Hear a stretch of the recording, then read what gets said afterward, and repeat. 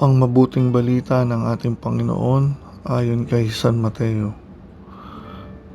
Nung panahong iyon, sinabi ni Jesus sa kanyang mga alagad, "Narinig na ninyong sinabi, ibigin ninyo ang inyong mga kaibigan at kapuutan ninyo ang inyong mga kaaway.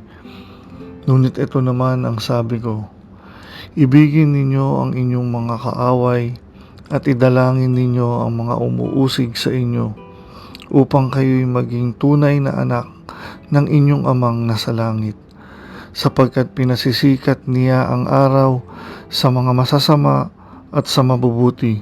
Pinapapatak niya ang ulan sa mga banal at sa lahat ng mga makasalanan. Kung ang mga umiibig sa inyo ang siya lamang inyong iibigin, ano pang gantimpala ang inyong hihintayin?